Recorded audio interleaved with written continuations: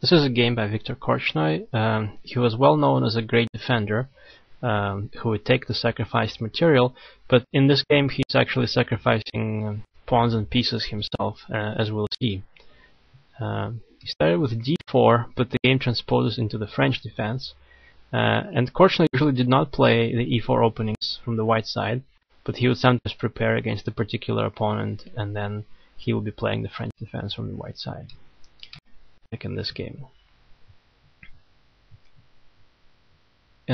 He plays this line where he sacrifices the d4 pawn, and in return, after Blake accepts the sacrifice, White gets some very good development, and it's kind of hard for Black to untie his pieces. For example, the knight is pinned, the bishop is stuck behind the knight, and then, well, the bishop on f8 can move, but it's kind of hard.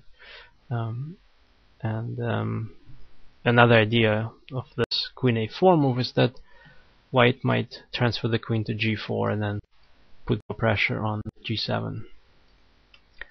So Black tries to prevent that maneuver. He goes queen b4, controlling the 4th rank. White, of course, does not want to trade the queens because he just sacrificed material. And in the meantime, he also attacks the h-pawn. Whether he actually wants to take that pawn is a different question. But in this game, Black decided to defend pawn, and he played the h6, which is a bit of a loss of time on one hand, and at the same time, this does weaken the king side a little bit. Not significant though. White kicks the queen away, the queen retreats, and now White just continues very calmly. He just starts to build up on the c-file. So he goes rook c1. One of the ideas of this move is that now if Black goes, say, knight to c5, well, then after bishop e3, this knight is going to be lost because of the pin. So Black just continues to develop bishop e7, and now queen to a4. What's the idea of this move? Well, on one hand,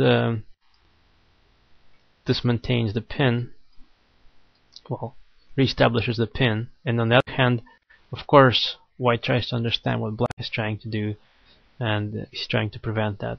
So with bishop e7, Black is trying to castle.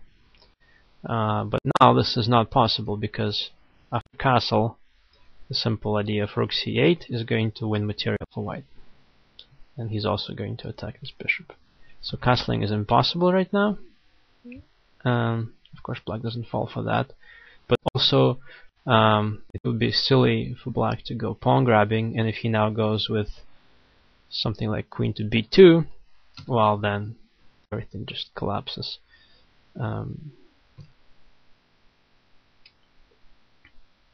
A similar idea now comes through,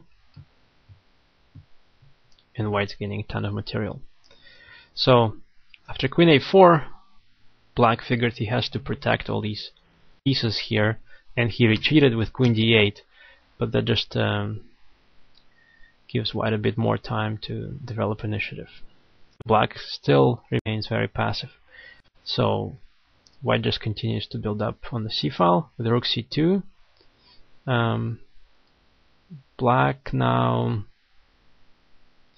decided to get rid of the pin, and he played king f8. He maybe could have castled here, even though maybe he was concerned that after this, well, the queen g4 comes in, and now there are threats like this, and it's kind of hard to protect the king side. So maybe that's why he didn't castle. He played king f8 instead. Now White doubles on the c-file again.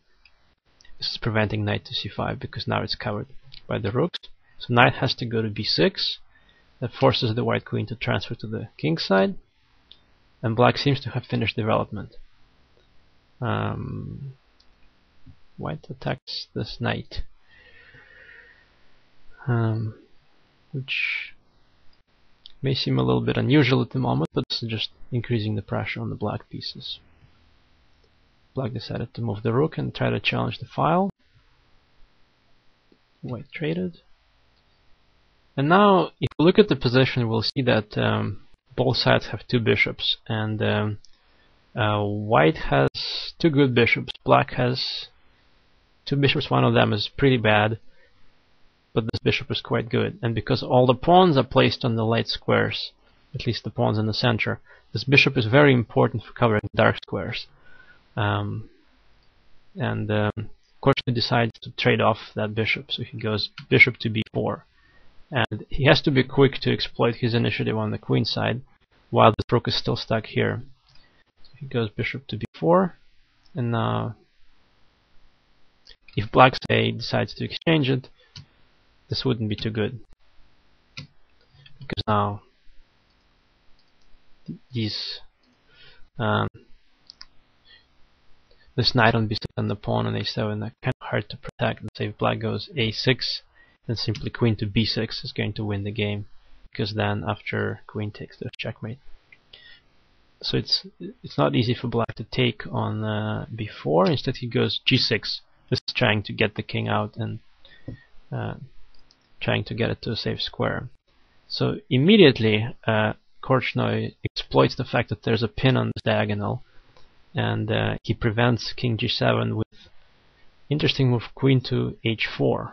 Now there's two really fun pins. He can't take on b4 because the queen would fall. He can't take on h4 because of the pin on the king.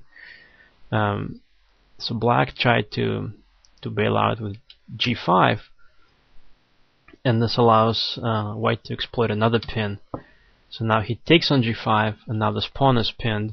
So if he takes foolishly, then there's checkmate, so he can't take there. At the same time, there's more threats in the air. So say if black now takes on b4, then knight e6 is going to win the game, because he's going to win the queen. And the best chance probably was to play something like king to g8. King to g8, and then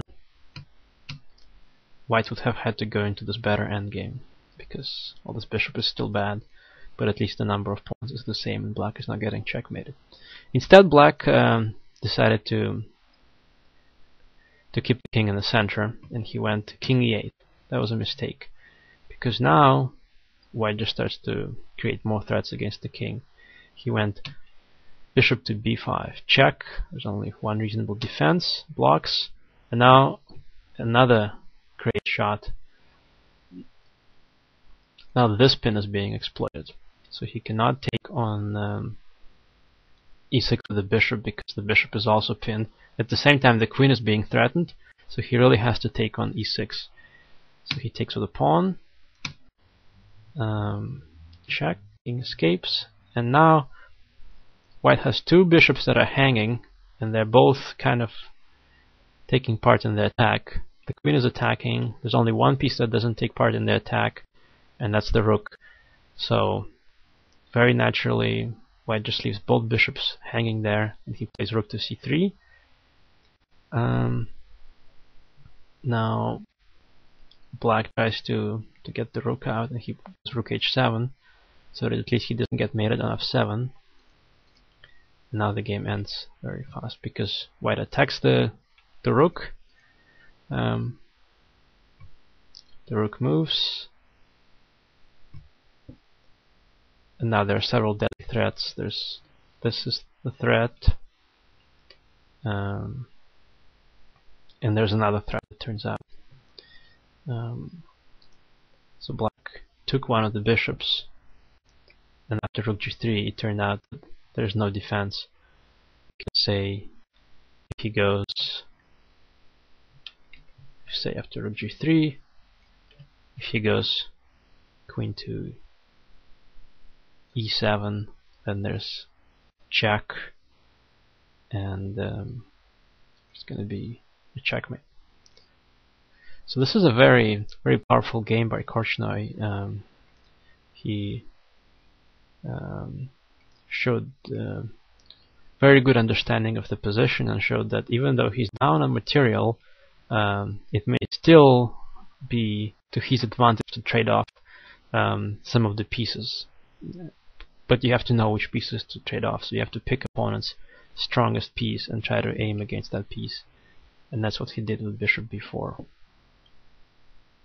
And in the end, the strategy paid off because as black resisted the exchanges, he allowed white to build up a crushing attack against the king.